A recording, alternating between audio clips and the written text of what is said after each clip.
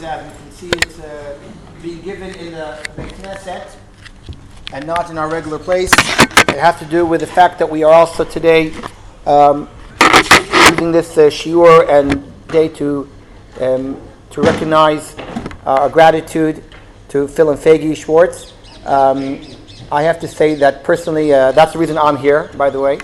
I think the reason why I'm giving shiur here is really due to their friendship that our families have for so many years, that go back really since I was born, mamash 50 years ago, and it's a long friendship that goes between our families, and I want to really express my akarat tov to them, to all their friendship throughout the years, to my family, especially to my parents. It really means a lot, and the fact that we're continuing this in the next generation, and just very, very special. So thank you very much.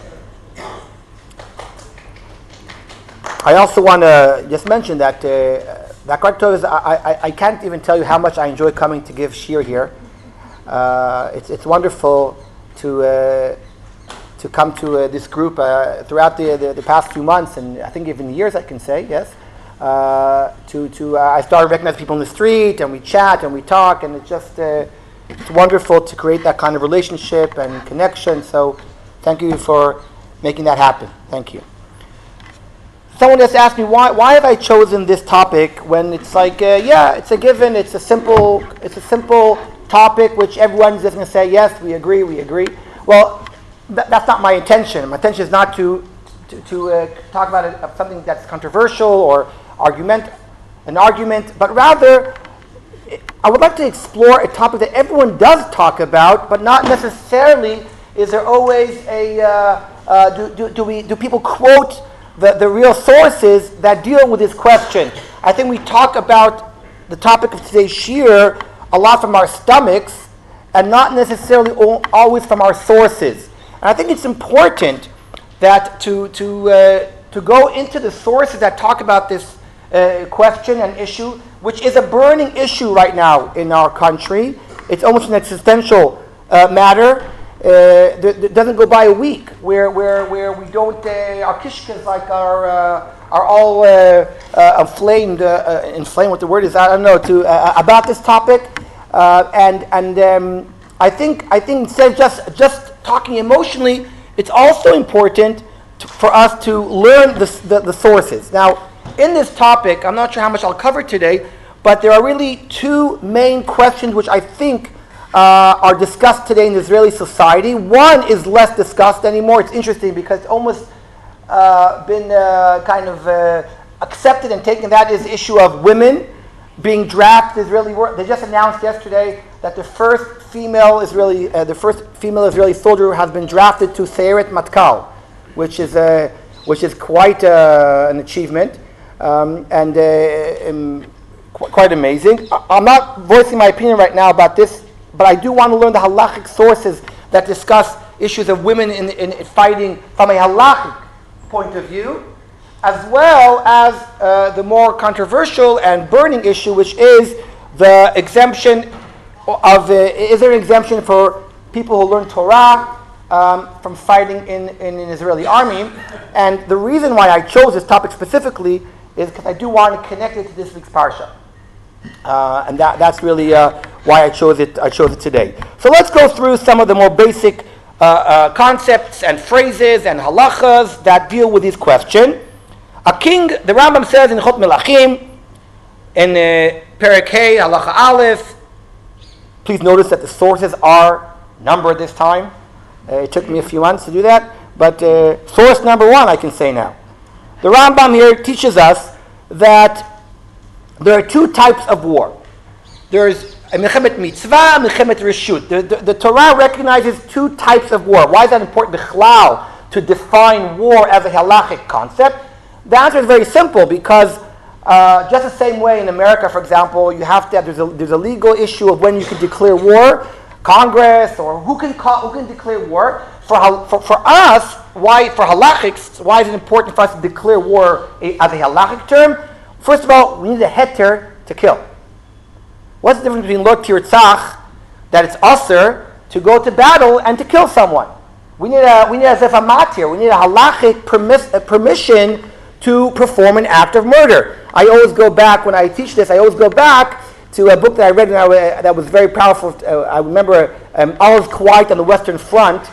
I'm sure you read it or saw the movie or whatever, but I read it in Hebrew and in English, not in German, but in translation. And in that book, I remember how this young man who's fighting in World War I questions, why is it okay that last week, before the war, if I would have walked over the border into France and just shot up a bunch of people, I would be considered a murderer and put in jail for life. And today I did it wearing a uniform, killing the same exact people, and I'm a hero, right? So without going into the moral and ethical issue right now, from the halachic's perspective, we need a term, a phrase, a concept. We need a decision, a factor, right? What is considered war according to halacha? So we have two types of halachic wars. One is mechemet mitzvah, one is mechemet reshut. Mechemet mitzvah means that you are fulfilling a mitzvah by performing the war. The Rambam suggests that there are three types of mitzvot that one can perform to be called a mechemet mitzvah. One is Amalek, destroying the seed of Amalek. The other one is the 7 nations. Both Amalek and the 7 nations, to destroy them, as mentioned in the Torah, could be and seem to be halachot or mitzvot that do not apply today. I'm not going to go right now into the whole Amalek issue, which famously Rav Soloveitchik, and maybe I'll talk about it a bit later, tried to argue that Amalek was not necessarily a people but an idea. I don't want to go into it right now. However, the third example of the Rambam is important for our discussion because the Rambam calls it Ezrat Yisrael Miyad Tsar. At any given time when the Jewish people are under a threat, a physical threat, then there's a mitzvah to go out and protect and kill them and destroy them and protect the people. By the way, it's interesting, and I don't want to go too much right now. I think I gave a share about this. I did give a share about this a few months ago about what mitzvah exactly is that mitzvah. Where does it actually? It sounds so simple, right? What do you mean? What do you mean? Mitzvah. People are killing me. I need a mitzvah. That may be the answer, by the way. That may be the answer. It's so simple. I don't need to tell you someone to go and fight back. But for our discussion right now, these are the three scenarios that the Rambam defines a situation as a mechemet mitzvah, unlike a mechemet reshut. What's a mechemet reshut? Mechemet reshut is an optional war, which, for example, if the Rambam brings an example, if the king of Israel decides, the government of Israel decides for whatever reason they want to take more land from another country for economy reasons, whatever. So to attack that country would be considered an optional war, mechemet reshut. Okay, we have two types of war. So they're both war. Why is that important? Like I just said, in both scenarios, one is permitted to fight. One is permitted to kill. One is permitted to die. But the criteria of how we go out to war in both cases is different. This is not my topic too much right now. I'm not going to go into this right now. But how does one declare war in both cases? It is a bit different. In mechemet mitzvah, we don't need much to declare a mechemet mitzvah. Do we need a king, a Sanhedrin, a Kohen Gadol, Urim v'Tumim? Is a discussion. Begadol, I'm going to say that we do not. Most poskim agree that for those mitzvot, almost any scenario that we find ourselves in, with government, without a government, we can go out to war. Not much is required. However, for mechemet reshut, it is not so simple. For mechemet reshut, the Rambam seem to argue that we need more than just government. Perhaps we might need Urim v'Tumim, a Kohen Gadol, a Sanhedrin. We might need certain people and not organizations, but some kind of misradim. We would call them like some kind of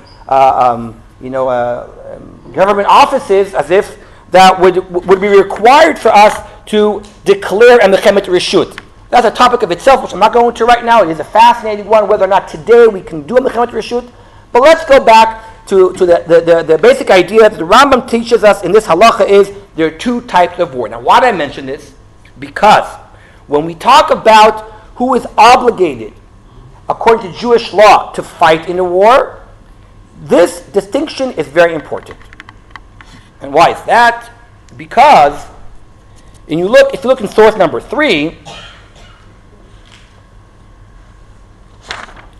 you will see that the Rambam quotes the Psukim in the Torah that teach us about the Kohen Meshuach Milchama, the priest whose job is to talk to the people before battle, and amongst other things that he says to them, he teaches them who is obligated and who is dismissed and exempt from going to war.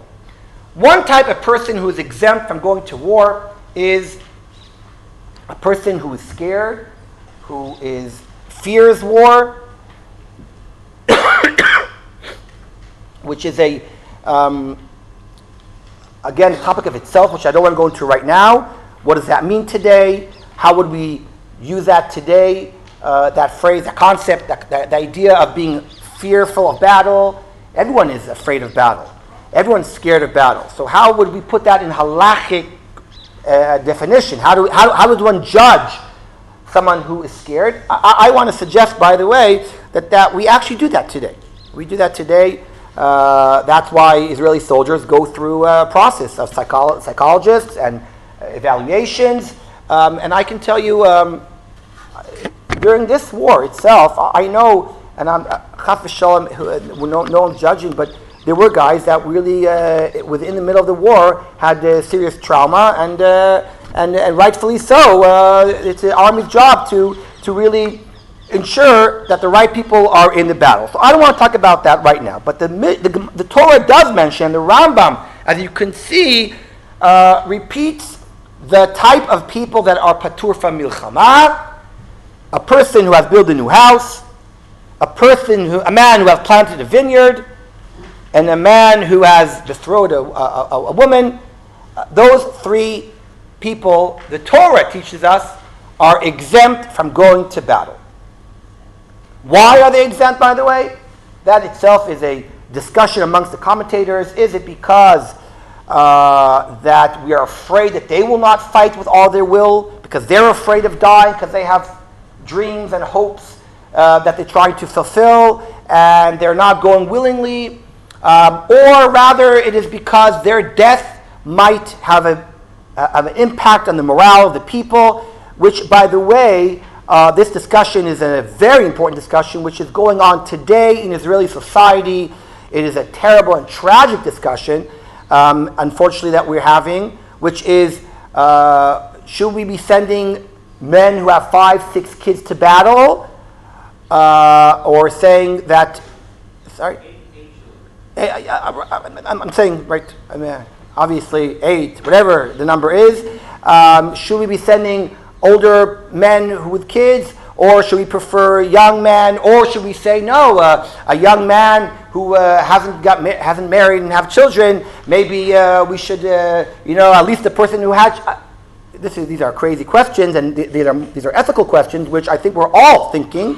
I don't know if anyone has an answer, but I think that this is within the spirit of what the Torah is telling us. The Torah is telling us that when we think about exemptions, surely we should be thinking about these questions. We should be bothered by these questions. If chas v'shalom someone loses a brother in battle, should we draft him? If a person loses a father, should he be drafted? Should we as a society allow them? Should we not take in consideration the moral blow and effect on the family and the surroundings when we have 2 fatalities in one family?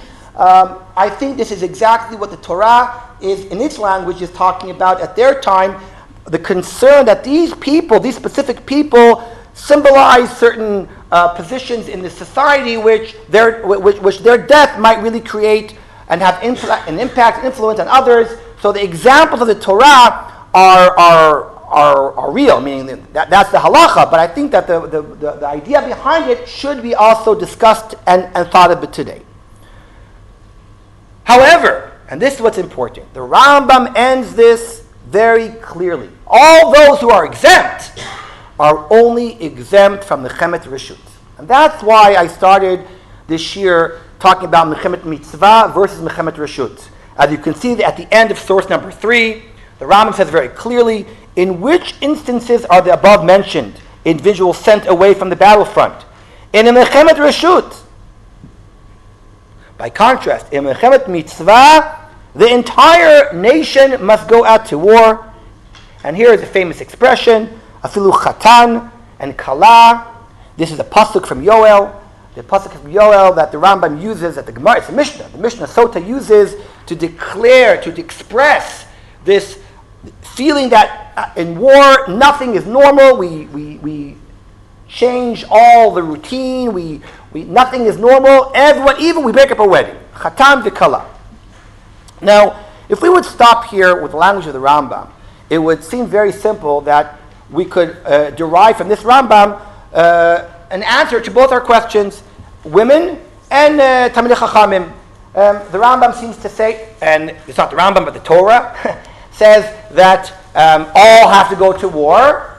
I don't see in the Torah, and I know it sounds a little bit, I don't see in the Torah any exemption for someone who learns Torah, or right? The Torah says very clearly who is exempt, as well as women. Right, the Rambam even uses, there's a phrase that the Mishnah uses, afilu kala. Now, pshat, Rambam, it's a Mishnah, by the way, right? Men and women go to battle in Mechemet Mitzvah. Now, it's not so hard even to understand the logic of this, because the ultimate Mechemet Mitzvah is when they're on the fences, they're jumping, can you imagine if someone would say, when the enemy is like surrounding the building, and someone would say, oh, I'm sorry, I'm learning Torah right now. It's ridiculous, right? Or a woman would say, oh, halachically I'm exempt. What does that mean? I should be killed and not shoot? I mean, what does that mean even, right? So it's obvious that the idea of hakol yotzin, when there's a war out there and we're all under attack, then everyone must leave. It's a mitzvah to go out and fight and destroy the enemy and protect the people. However, some people had this. Some commentators didn't feel so comfortable with this Rambam that it suggests that women are supposed to go to battle, kalam michupata. And if you look at, for example, in the Radbaz, source number 7, the Radbaz asks a question which is based upon, I would say, more of a culture, sociological, accepting behavior, right? That women don't go to war. It's not necessarily that he's asking this question from a halachic perspective, but rather living in a society which, by the way, even today, with all the advance of women being involved in every aspect of life, I would say that still in the world today, army is still probably 90%, I'm just making up a number, I have no idea, made out of men. And the Radbaz, who lived hundreds of years ago, challenges and says, look at source number 7, he says, Kasher b'chiderech hanashim la'asot milchama. Well, is that really the custom that women go to war? And he gives 2 answers. V'yesh lomar dachi ka'amar kivan dechatan yotze kala yotzet michupata. Meaning, he says, the expression here doesn't necessarily mean that literally the kala leaves to battle, but it means we break up the wedding. We break up the wedding because the chatan goes to battle. So she also leaves, not to go to war, but she leaves, right? Okay. Ve'efshar, and then he suggests a radical answer, different. Ve'efshar de b'mechemet mitzvah hanashim hayu misapkot mayim umazon lebalehen. It's possible, according to this, no.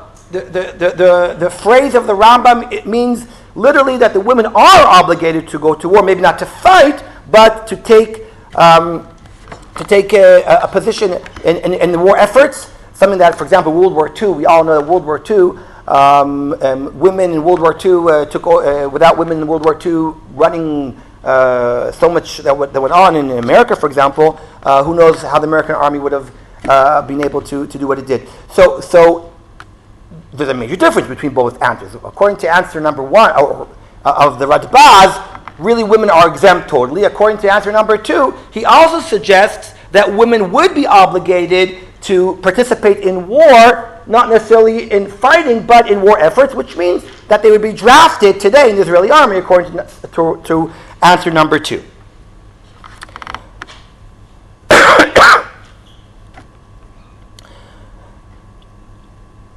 What's interesting is if we put on the side the question of should women fight, can women fight, my question, it's not my question, is are women chayiv to fight? And that's what I think people are missing here. There might be a very big difference between the questions, are women chayiv to fight, and then a practical issue of how to do it today in the Israeli army. I want to separate between those two questions because I think there's a lot to discuss of how to do it today, how to implement it, but from a halakhic perspective, if one would learn this as a halakhic question, not necessarily as a practical, let's stop thinking, for example, about, women in the Israeli army today. By the way, when my phone goes off and my daughter calls me, it's still the picture of her wearing a uniform with her gun that I keep. She's married now, whatever, but I keep that picture when it goes off. I like it very much. I like that picture. It makes me smile every time I see it.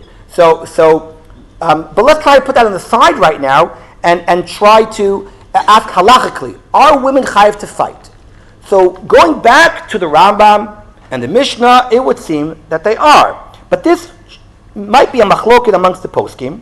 If you look in source number 4, regarding the mitzvah of destroying the 7 nations, the Sefer HaChinuch, after he discusses this mitzvah and explains its source, sums it up at the end of the third paragraph of source number 4. He says, "Noheget mitzvah zo bizcharim v'nekevot." As a simple thing, as you know, the Sefer HaChinuch, every mitzvah concludes the mitzvah by telling us who is chayav and who is pater from that mitzvah. And here, very clearly, he says to us that women are chayav to fight against the 7 nations. And why shouldn't there be? If you want to make a woman pater from something, you got to find a source, correct? Time-bound mitzvah, or a pasuk that says explicitly that they're chayiv. But the default of mitzvot that is otherwise stated, women are chayiv, like men. And that's what Sefer HaChinuch thinks. However, if... At least then, and the issue is not clear now, women are not as strong as men. So again, I'm not talking about, that's what I said. I'm not asking right now, practically speaking, how they do what they do. I'm talking about right now halachically. From halach, that's exactly what I said. Halachically, right? It could be that a person is sick, can't put on tefillin, but he's chayav, whatever. Someone must help him, whatever. I'm talking about halachically right now. What's the chiyuv? But if you look at source number 5, which I apologize, really starts on the bottom, but it really continues at page number 3. When it comes to Amalek, very interestingly enough, the Sefer HaChinuch differentiates between men and women and teaches us ובאמת כי גם על כל יחיד מישראל הזכרים מוטל החיוב להורגם ולאבדם. Sefer HaChinuch says that only men are chayav to kill Amalek and not women. Why? Why the difference between the 7 nations and killing Amalek?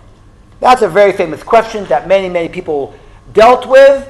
Amongst others, a famous answer, I think, in Rav Soloveitchik, or the Briskers gave, was that it's possible that really the default, according to Sefer HaChinuch, is that women are pater. Meaning, when I have a contradiction between 2 sources, chayiv, pater, there are 2 ways of answering this question, methodologically, right? One is to say, the default is women are chayav, but the pater is an exception, or vice versa. So which is it?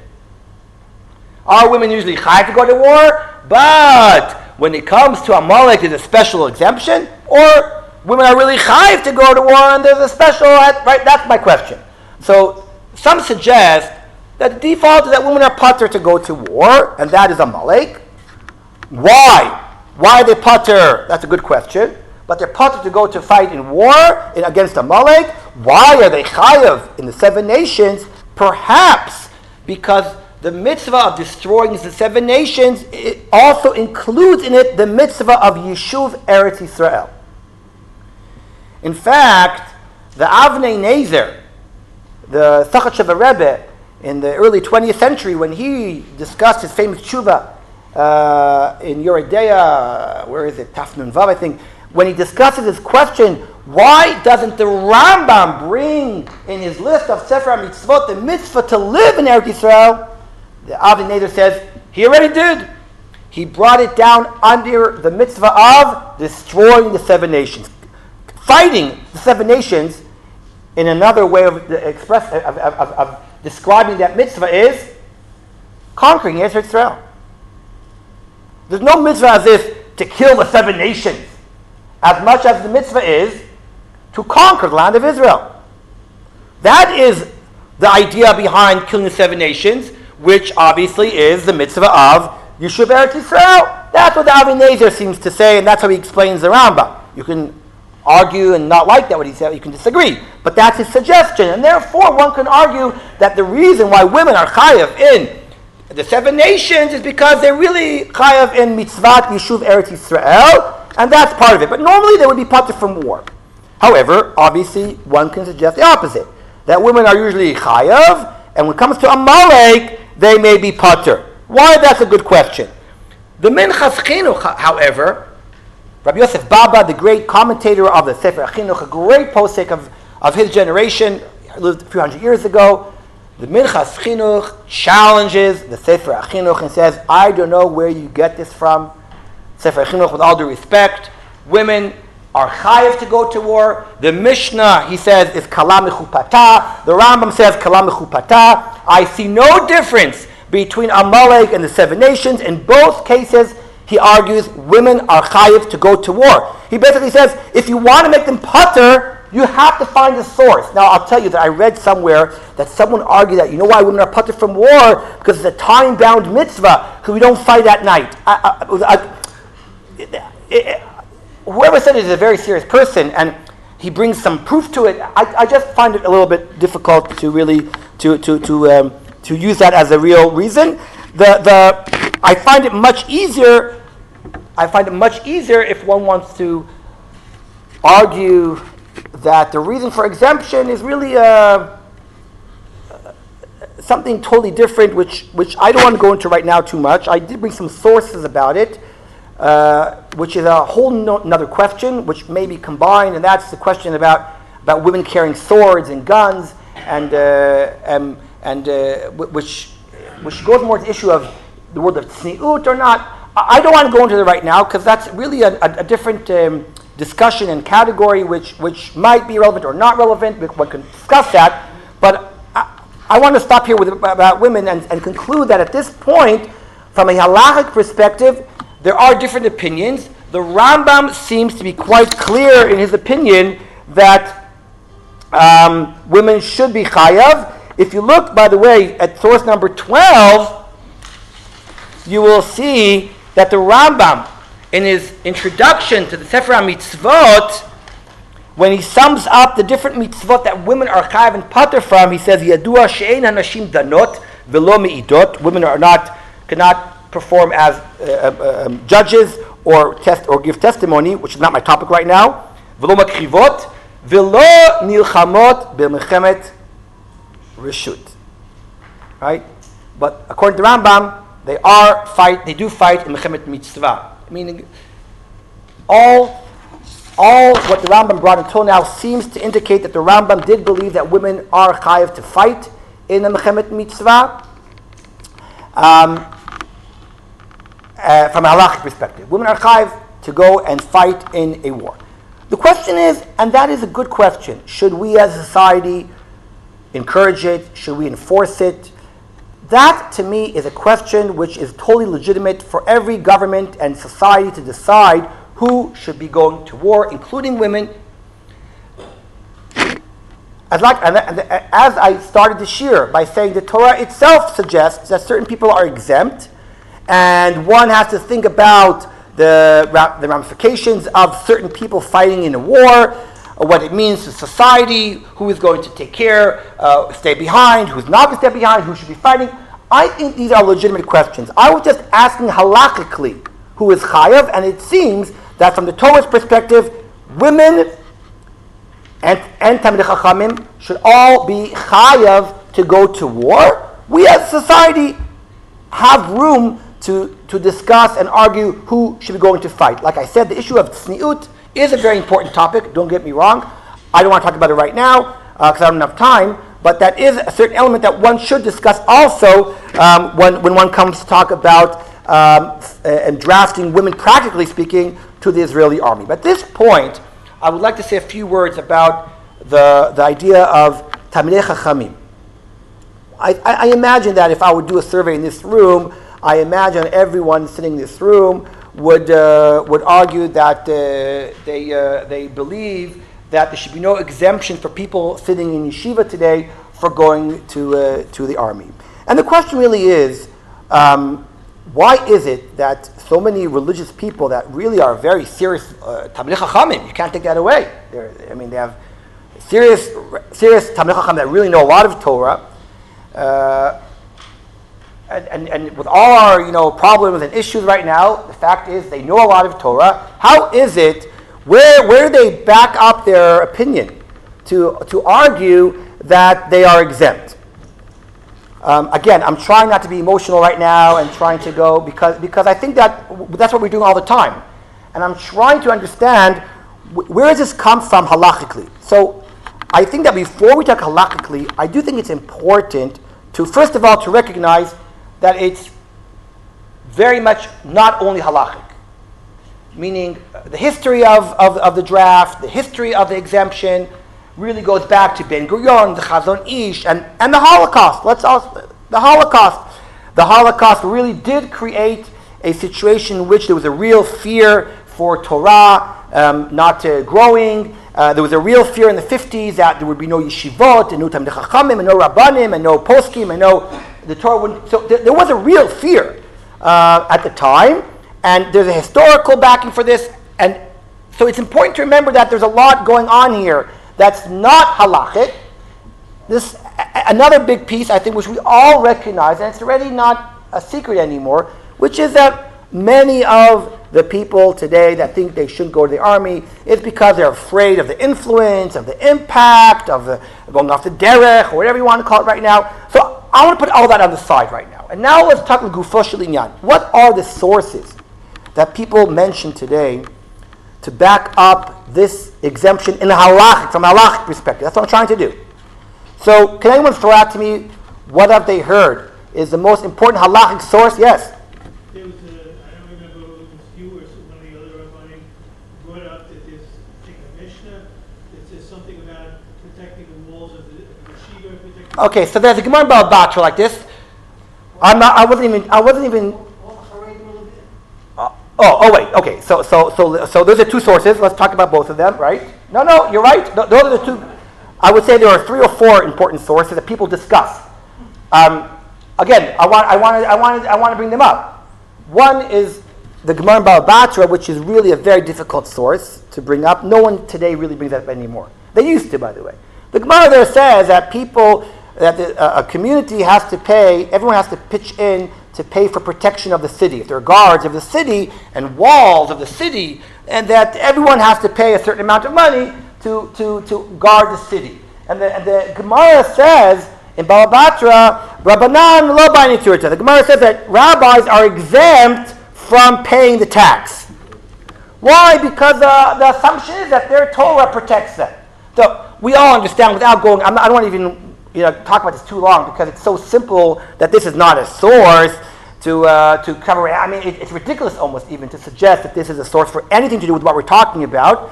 That's like who you tax, what you tax, and etc. is again a decision of a society, of a community. But no one's going to say that when the enemy's on the gates, and I'm going to say, no, my Torah is protecting me, right? Look, no one can hit me. Look, see, no, I'm. That's ridiculous. And in every aspect, it just doesn't make even sense to begin to use that as a source. Yeah, no. You know what? I haven't heard it anymore. Seriously, I think that we're past that already. That's my personal opinion.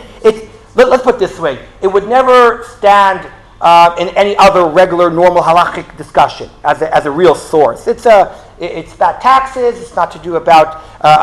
It doesn't go against the halacha of pikuach nefesh. It doesn't go against the halacha of mechemet mitzvah. Meaning, don't forget, we need some source, right, that is going against what we just read.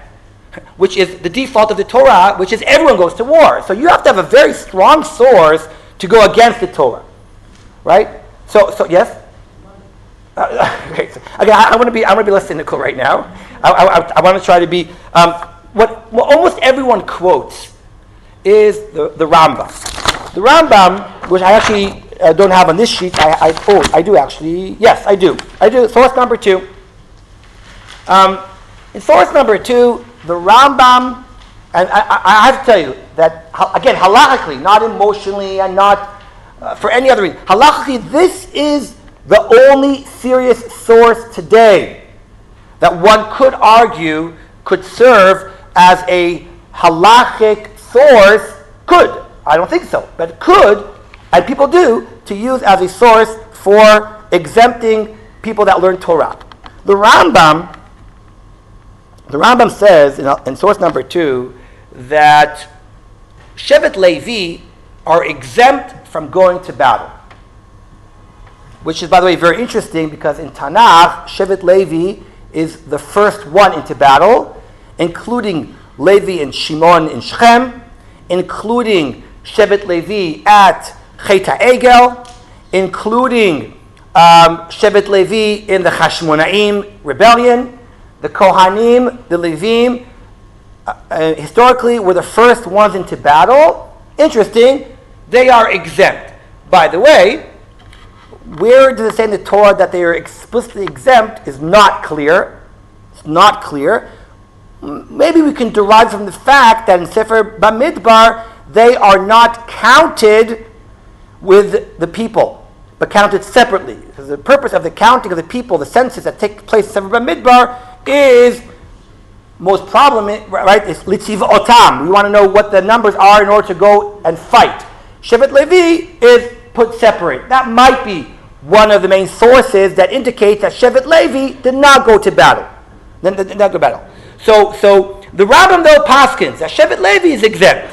And then the Rambam adds that not only Shevet Levi is exempt, but rather anyone who wishes to become like Shevet Levi, any Jew who wishes to take upon himself the position of a Shevet Levi member, which is to dedicate his life to God, to worship Him, and to, as the Rambam uses the phrase, to abandon any materialistic type of life and to solely dedicate yourself to the service of God, may do so.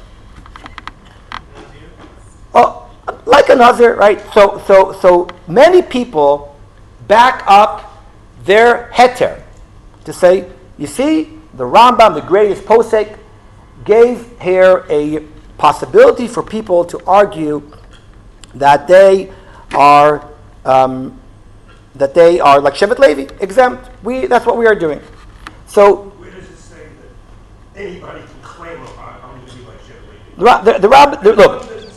So you're asking a good question, but I could argue for devil advocate that that's a technical matter, right? You're right. Maybe we have to have tests. We all agree. Everyone knows that many people use this.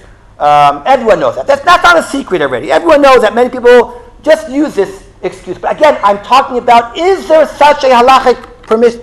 Let's talk about a guy who's really serious and learning Torah all day. A serious guy, okay? Let's talk about this serious guy. We're not talking about the people who just charlatans. A serious guy who learns Torah. Could this really be used as a source to make him exempt from the Israeli army? So, Rav Lichtenstein, and to my knowledge, I always say this, Rav Lichtenstein, to my knowledge, was the first, and maybe only, Talmid Chacham of our generation that got up and said, everyone has to go to the Israeli army. There are no exemptions, even for the biggest Talmid Chacham. And when he spoke, this article, by the way, came out years ago called Zot Torah HaHesder. It appeared in tradition in English. It was translated into Hebrew. It was published in many, many places. In my opinion, it's one of the more important articles of Rav Lichtenstein because it's so original and it was so different. And it isn't extraordinary that Rav Lichtenstein, who grew up in America, from an outsider, from the Israeli society, was the only Rosh Yeshiva and the first Rosh Yeshiva of his generation. Because at that time, by the way, the other Rosh Yeshivot quietly would tell their boys that were very serious, you're exempt. You stay in yeshiva. And Rav Lichtenstein did not believe in that. Rav Mital did not believe in that. And when Rav Lichtenstein discusses this Rambam, he argues beautifully why this Rambam cannot serve as a source. First of all, context. Where is this Rambam printed? Where is it brought? Hilchot Shemitah v'Yovel. Where in Shemitah v'Yovel? It's the last halacha. So two things here in context. A, it is not in Hilchot Melachim. It doesn't appear in the laws where the Rambam writes who is chayiv to go to war. Why doesn't the Rambam bring this down in Hilchot Melachim? Surely, if you're trying to teach me who is exempt and who is not, you should bring this exemption within the laws that talk about war. That's A. B, it's not only is it not in Hilchot Melachim, it appears as the last halacha of Sefer Zraim, which is the Rambam's custom to always finish books with less halachic literature. And that is something that the Rambam does. So context, as some woman said in the Congress last year, right? Context is everything, right? Not that I'm quoting a very good woman for that matter, but context in this case is very important. That's A. B, and this has to do, I think, a lot with people that didn't know of Lichtenstein. I don't know if they would understand exactly this point. Lichtenstein really, a little bit what the gentleman just said before. Lichtenstein wrote, how could any Ben Torah use this phrase to him? How can anyone say, this Rambam is talking to me? Right? I have to a quick story about that. My mentor and friend, Rabbi David Ebner, who was my father's chavrusa and very close friend, told us once that he was walking with Rabbi Lichtenstein, and he wanted to ever ask Rabbi Lichtenstein of his opinion, why doesn't he go to Har Habayit, up to Har Habayit? Why doesn't he believe he should go up to Har Habayit? Because Rabbi Lichtenstein used to say that the expression Mi ya'aleh b'har Hashem u'mi yakum bimkom kodsho, who is that person that can say I am worthy of going up to Har Beit Hashem? So Rabbi Ebner said that he was about to ask Rabbi Lichtenstein, Rebbe, but surely that's not you. You are a person who could go up to Har Beit Hashem. It says Nekik chapayim uvar levav, but surely you are such a person. So why don't you go up to Har Habayit? And he says before he had the words out of his mouth, he realized that Rabbi Lichtenstein would understand the question. He wouldn't understand that you think that I am worthy? That I am such a person?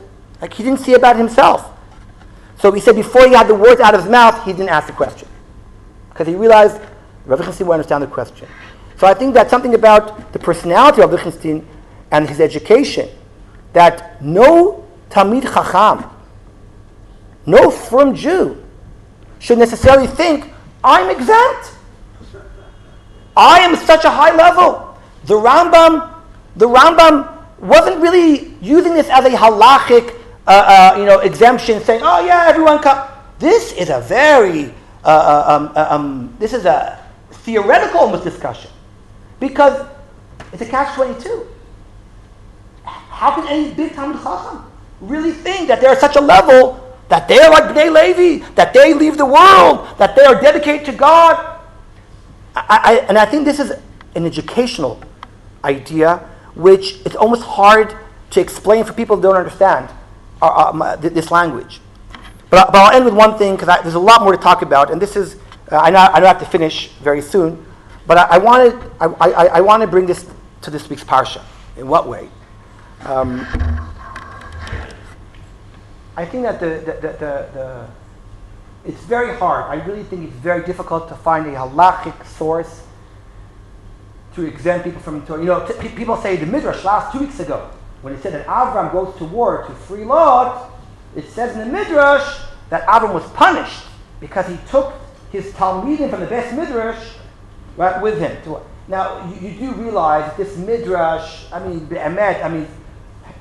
forget the Midrash. You're using it against Pshat. Avram did go to war, right? Avram took his, where did Avram leave from, according to you? Where did he leave from? Oh, it's the best Midrash, right? He took his shrine off, obviously, and he took out and he went to fight. So you're going to bring me a Midrash against Pshat, that when people are taken captives, you go to war? I mean, that's ridiculous to use that as a source.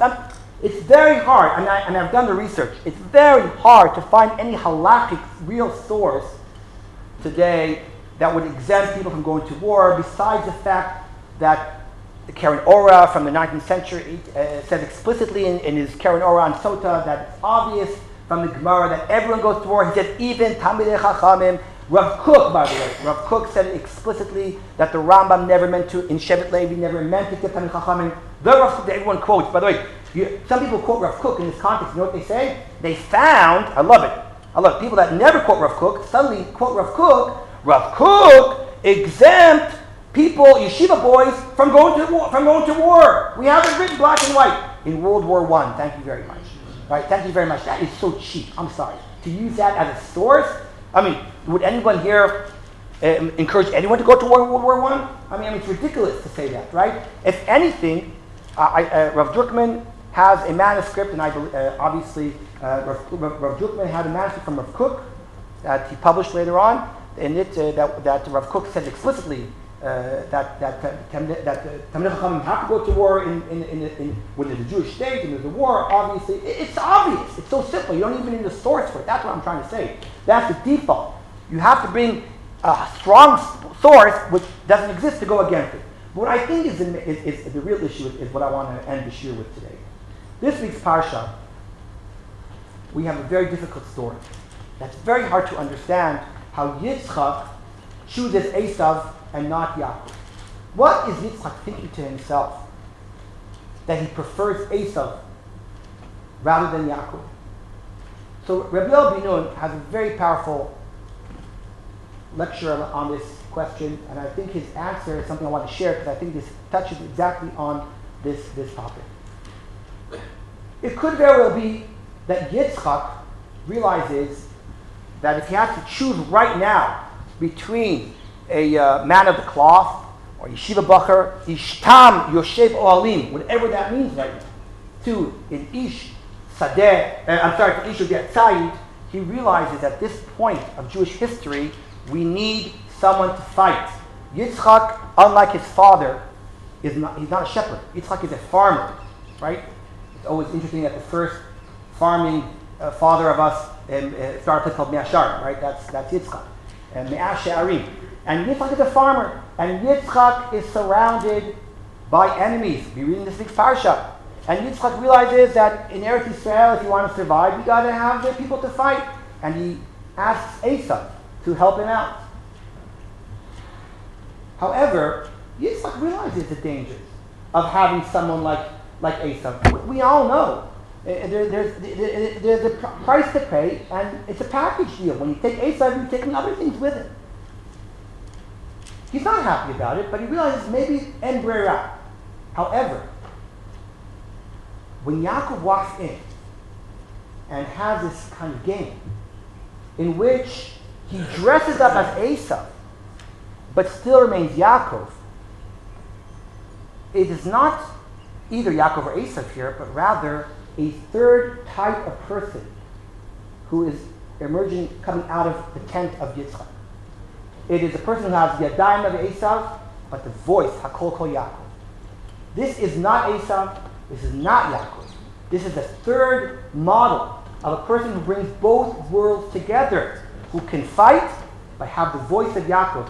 Rabbi Aviad Tabory, I think, writes in his article, he says, I can just imagine the smile of the face of Yitzchak when he realizes very well who's in front of him. Because he realizes that there's a new type of a Jew coming out of the tents of Yitzchak.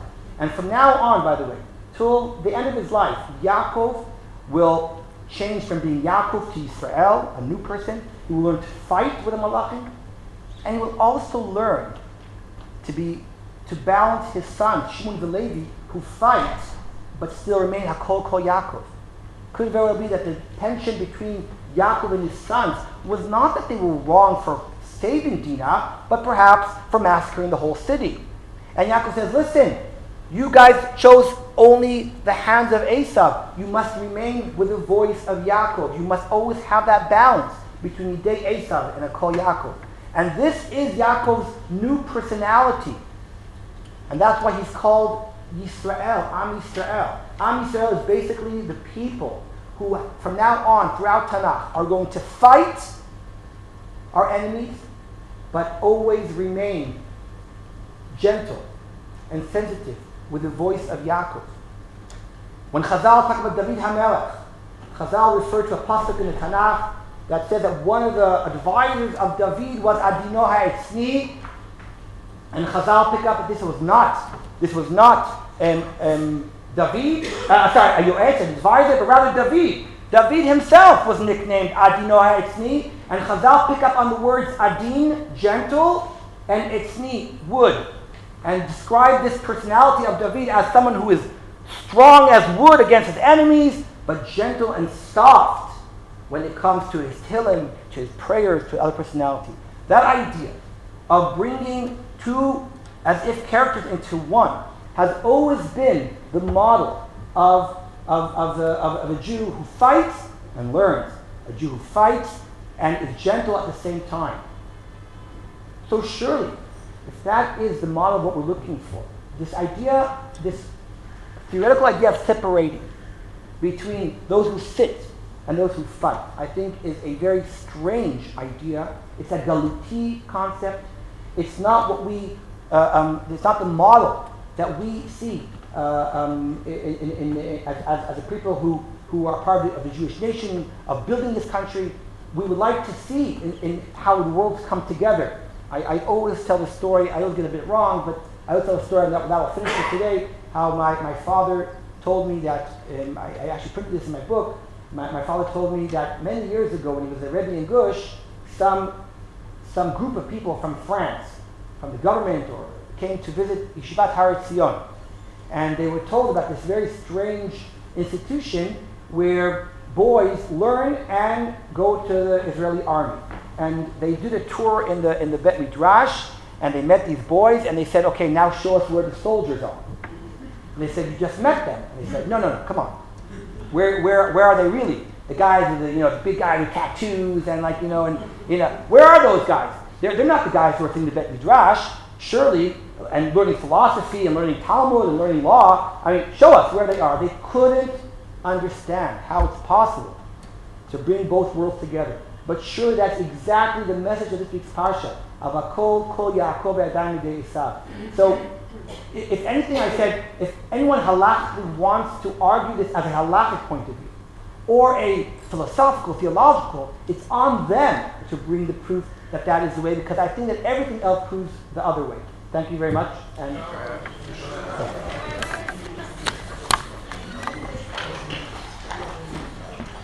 so good morning, everybody. We're going to have a short ceremony. Just please stay seated. Harold, if you can come up.